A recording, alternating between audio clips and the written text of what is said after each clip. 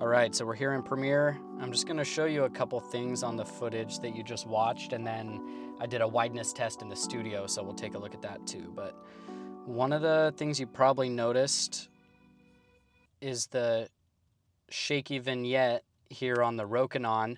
And I looked into it. I thought when I was looking at it, oh shit, did I leave steady shot on or turn it on? But I had filmed the Canon clip right before this and there was no shaking in the image. And the Rokinon main clip was not cropped in at all, which if you have steady shot on, it crops in on the image. So what this is, I think, is actually a bad lens flare from the sun. So I've never seen that. I've been shooting on the Rokinon for years, and I've never seen it look that shaky like that. But yeah, so the Canon obviously controls the flare in the vignette a little bit better than the Rokinon. Yeah, the Canon's pretty solid. So yeah, weird one there, but anyways, the next part after this, I just threw the fake vignette on to show you guys what that would look like. Some people don't like that blue fringing. Some people don't mind it. I don't really mind either way. It depends on the project. I just wanted to show you guys what that would look like. And that's basically it from this. You guys can pause it, freeze frame it however you want. I did notice I filmed the line on the Rokinon a little bit further away. I was definitely closer filming on the Canon, so it's hard to replicate, but you get the idea, and they're a lot closer if you freeze frame it closer to the front border when he lands. Freeze frame like that's a little bit easier to tell. All right, let's jump over, check out some studio stuff. So I did this just to show the wideness of the lens in 4x3 and 16x9. I don't care about sharpness. I don't care about any aberrations or anything like that. I'm just looking at the wideness, the field of view between both lenses. So first off, in 4x3 here, let me jump into comparison mode. I'll full frame it for you. Okay, so here we got the Rokinon on the left and the Canon 10mm on the right. I shot it at 10 and I filmed the clips in 10 because on full frame, if you zoom into 10, it puts the vignette right in the corners here, which is just kind of a rough mark on where I like to be, and it matches the Rokinon. This is how the Rokinon looks out of the box in 4x3 on full frame. So the Rokinon's wider. You can judge it, however you want, and yeah, punch in and zoom in, but you definitely get more headroom and more room on the bottom, top and bottom on the Rokinon than you do on the Canon. And the Canon has that barrel distortion where this middle part, or if the skater's in the middle, it kind of like pops towards the lens a little bit, towards the frame.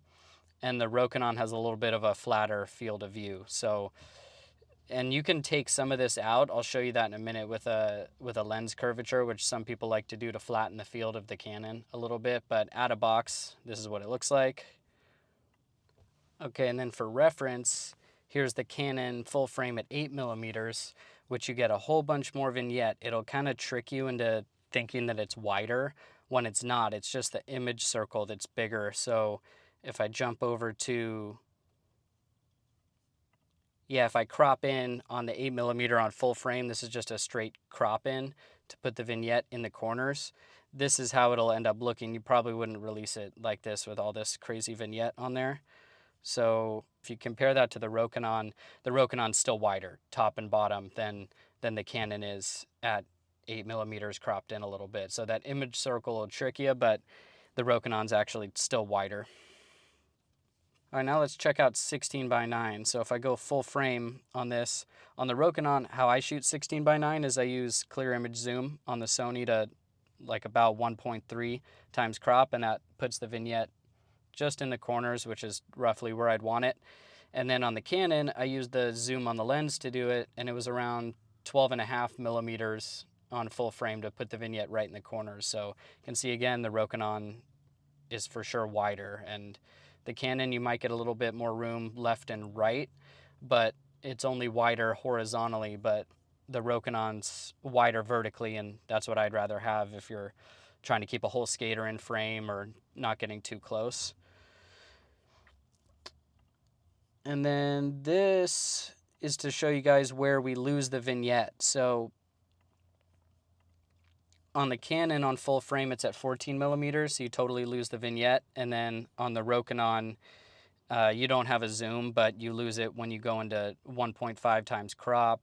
Otherwise, Super 35 mode or APS-C, if you're on like a A6700 or a crop sensor camera, this is the frame that it'll look like on the Rokinon. And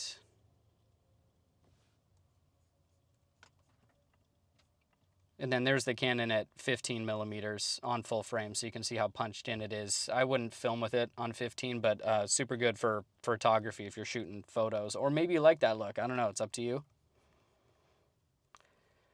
And then this is a quick look at Super 35. All right, so in Super 35 mode, this is the Canon at 8.5. I put it to 8.5 because I was in Super 35 mode, or crop sensor camera, whatever you want, just to put the vignette in the corners. And then this is at 8mm. So if you're filming on a crop sensor camera at 8mm, you get the vignette in the corners still. You keep the vignette, whereas on the Rokinon in Super 35, you don't. So if you're filming on a APS-C camera or a crop sensor camera and you want some vignette in there shooting 16:9, you'll probably want the Canon, because the 8mm just got that wider image circle. It's not actually wider of a lens, but it'll keep that vignette in there if you like it. Or you could use the Rokinon and put the fake vignette on if you want to. But yeah, that's how it compares in Super 35. And then I thought it'd be interesting to show you guys what people do with curvature. So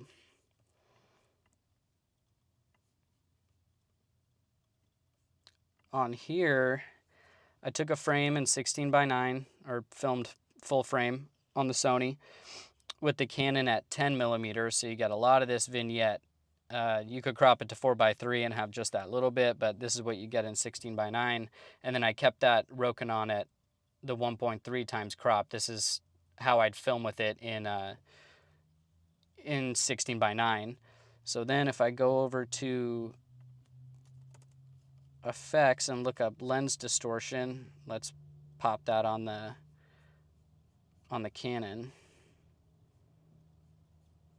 And I'll take it out of comparison mode so you can see. So, okay, I dropped that lens distortion effect, and we're just going to touch the curvature. So what you do with this is you start stretching the frame out, and you can see what it's doing. It's flattening the field a little bit. So the Canon that has that barrel distortion in the middle where it pops towards the frame, you're removing some of that. It's flattening the frame and stretching the edges out. You don't want to go the other way because it wraps the edges behind it.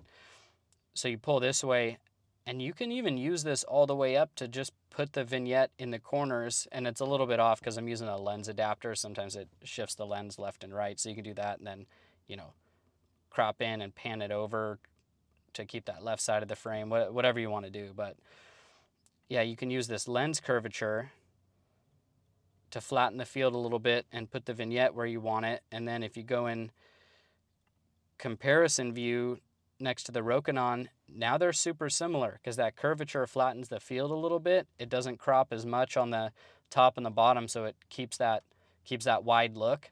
And now the Canon's comparable to the Rokinon widthwise on the top and the bottom, whereas the Rokinon was wider across the board before. So you can play around with that and the lens curvature. You can definitely go too much with it. Like if you wrap it up to 40, now all of a sudden the table is getting crazy and you're losing the vignette. So what you might want to do is just use a little bit of it to flatten the field and get you there, maybe -20, -15.